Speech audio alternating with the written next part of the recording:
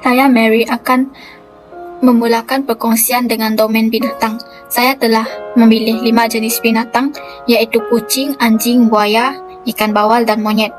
Dalam dialek Melayu Sarawak, kucing adalah dinamakan pusak. Contoh ayat dalam dialek Melayu Sarawak adalah, pusak kami suka makan ikan, yang bermaksud kucing saya suka makan ikan.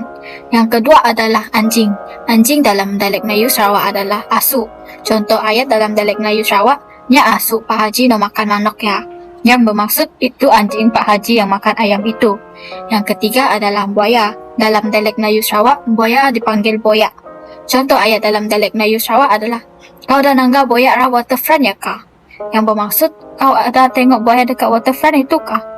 Yang keempat adalah ikan bawal. Dalam dialek Melayu Sarawak, ikan bawal dipanggil ikan duwe ataupun duai. Contoh ayat dalam dialek Melayu Sarawak adalah, mak kami suka makan ikan duwe atau duai masak kicap. Yang bermaksud, mak saya suka makan ikan bawal masak kicap. Yang terakhir adalah monyet. Monyet dalam bahasa Melayu Sarawak adalah kerak. Contoh ayat dalam dialek Melayu Sarawak adalah, besar nak kerak nak rah zoo ya, yang bermaksud besar betul monyet yang dekat zoo itu. Untuk domain binatang yang seterusnya dalam dialek Melayu Sarawak adalah, yang pertama menawal, kesak, buntak, empesut, dan burung acang.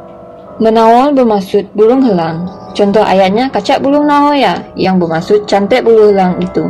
Terusnya, kesak.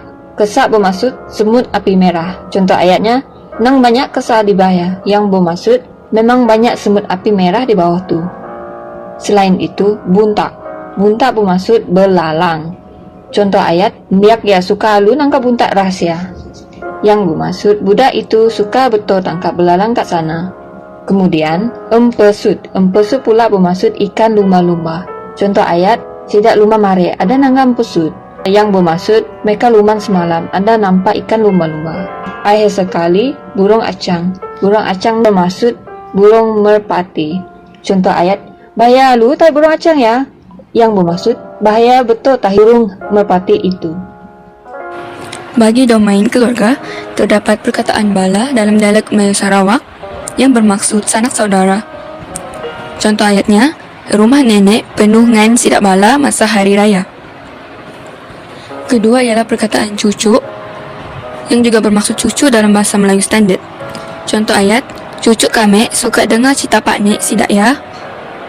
Ketiga pula ialah perkataan Pak Nek yang bermaksud datuk dalam bahasa Melayu standard. Contoh ayat, Pak Nek duduk rehat rah beranda. Keempat ialah perkataan Mak Nek dalam dialek Melayu Sarawak yang bermaksud nenek dalam bahasa Melayu standard. Contoh ayatnya, Mak Nek tengah nganyam ketupat. Kelima ialah perkataan bini yang bermaksud isteri dalam bahasa Melayu standard.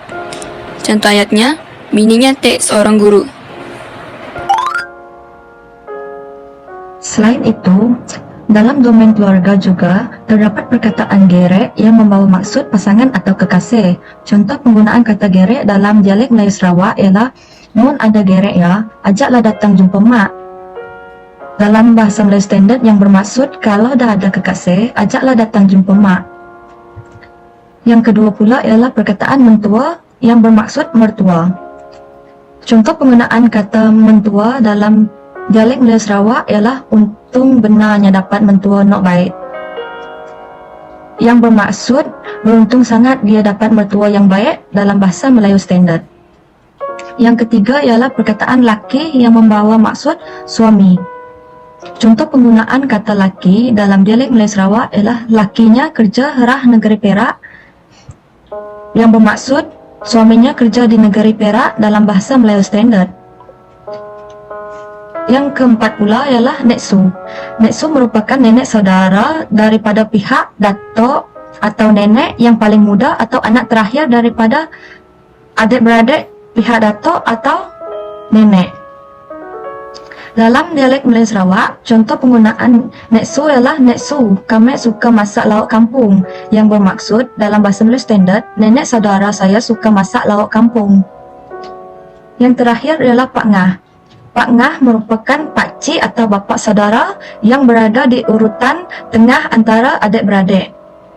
Contoh penggunaan Pak Ngah dalam dialek Melayu Sarawak ialah, Pak Ngah mau pergi dusun petang tu, yang membawa maksud dalam bahasa Melayu standard iaitu pakcik mahu pergi ke dusun petang ini.